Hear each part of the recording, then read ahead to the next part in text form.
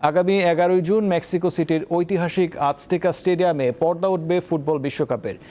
একদিকে যেমন উৎসবের আমেজ, অন্যদিকে শুরু হয়েছে সাধারণ মেক্সিকানদের কান্না। দেশটিতে শুরু হওয়া মানবিক সংকট, উচ্ছেদ এবং পানি সংকটের বিরুদ্ধে এবার রং তুলি হাতে রাজপথে নেমেছেন স্থানীয় শিল্পীরা।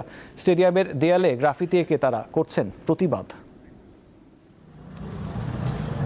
দরজায় কড়া নাড়ছে ফিফা ফুটবল বিশ্বকাপ 2026। মেক্সিকো, কানাডা ও যুক্তরাষ্ট্রের যৌথ আয়োজনে এবারের আসরের অন্যতম ভেন্যু মেক্সিকো সিটির ঐতিহ্যবাহী আজতেকা স্টেডিয়াম। মাঠের ভেতরে সেই উৎসবের আবহকে বুড়ো আঙ্গুল দেখিয়ে মাঠের বাইরে এখন ক্ষোভের আগুন। গুম, তীব্র পানি সংকট আর পর্যটনের নামে সাধারণ মানুষকে উচ্ছেদের প্রতিবাদে স্টেডিয়ামের সামনেই জড়ো হয়েছেন এন্টি গ্লোবালাইজেশন অ্যাসেম্বলির সদস্যরা।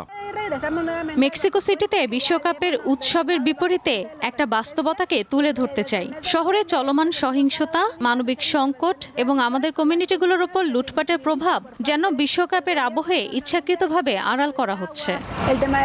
বিশ্বকাপকে কেন্দ্র করে আজ থেকে স্টেডিয়াম এলাকায় উন্নয়ন প্রকল্পগুলো মূলত অভিজাত কেন্দ্রিক। আন্দোলনকারীদের অভিযোগ, মেগা প্রজেক্টের নামে ত্লানপান এলাকার ঐতিহ্যবাহী বাজার উচ্ছেদ করা হয়েছে, ধ্বংস করা হয়েছে স্থানীয় ব্যবসা। একই সাথে পাল্লা দিয়ে বেড়েছে বাড়ি ভাড়া ও জমির দাম, যার খেসারত দিতে হচ্ছে সাধারণ জনগণকে।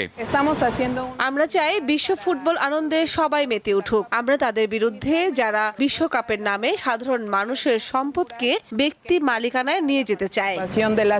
আজ থেকে স্টেডিয়ামে উদ্বোধনী ম্যাচের পাশাপাশি হবে বিশ্বকাপের মোট 5টি খেলা। মাঠে সবুজ ঘাসে যখন বিশ্বসেরা ফুটবলাররা আলো ছড়াবেন, তখন মেক্সিকো সিটির এই গ্রাফিতিগুলো বিশ্ববাসীকে মনে করিয়ে দেবে উৎসবের ঠিক ওপারেই জমাট বেঁধে আছে এক অন্ধকার বাস্তবতার গল্প। মোহাম্মদ হাসিব, দীপ্ত স্পোর্টস।